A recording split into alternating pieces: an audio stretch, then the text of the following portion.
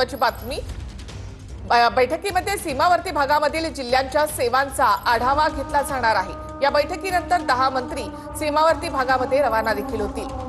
सीमावर्ती भागातल्या सुरक्षा व्यवस्थेचा आणि एकंदरीतच आपत्कालीन परिस्थितीचा आढावा घेतील। अग्निशमन केंद्र, रेशन दुकान असेल, रुग्णालय असतील, तो नुकसानग्रस्त झालेला आहे आणि इथल्या लोकांना सुरक्षित ठिकाणी हलवण्यासाठी काही शेल्टर होम्सची निर्मिती प्रशासनाने केलेली आहे। मात्र इथल्या स्वच्छतेवरून उपमुख्यमंत्री प्रशासकीय अधिकाऱ्यांना झापताना पाहायला मिळतात। हा शेल्टर होम आपण पाहतो, इथे सुरक्षित ठिकाणी लोकांना स्थलांतरित करण्यासाठी ही जागा बनवण्यात आलेली होती। मात्र इथे स्वच्छता नीटशी नसल्यामुळे उपमुख्यमंत्र्यांनी या ठिकाणी भेट दिली आणि उपमुख्यमंत्री सुरेंद्रकुमार चौधरी यांनी सगळ्या प्रशासकीय अधिकाऱ्यांना धारेवर धरल्याचं कळतं आहे। पुढच्या बाजूला आपण पाहतो की उपमुख्यमंत्री सगळ्या अधिकाऱ्यांना जाब विचारतायत, तुम्हाला ही स्वच्छता करण्यामध्ये तुम्ही कामचूक का केली, अशा पद्धतीने प्रश्न सुद्धा विचारताना पाहायला मिळत आहेत आणि स्वतः या सगळ्या ठिकाणी भेट देऊन आढावा घेत आहेत। काही वेळापूर्वी ते रजौरी मधल्या एका गावामध्ये गेलेले होते आणि तिथे थंडी लसे हे जे गाव आहे ते थंडी कसे हे जे गाव आहे तिथे जाऊन तिथल्या सगळ्या ठिकाणांचे त्यांनी आढावा घेतलेला आहे। ज्या ठिकाणी हे तोफगोळे पडलेले होते, ज्या घरांवरती पडलेले होते, तिथल्या लोकांची स्थिती काय आहे आणि कशा पद्धतीनं त्यांना निवारा किंवा शेल्टर होम जे आहे ते तात्पुरते निवाऱ्याची सोय उपलब्ध करून दिलेली आहे, या सगळ्याचा आढावा घेताना पाहायला मिळत आहेत। मात्र आता आपण पाहतो की ज्या ठिकाणी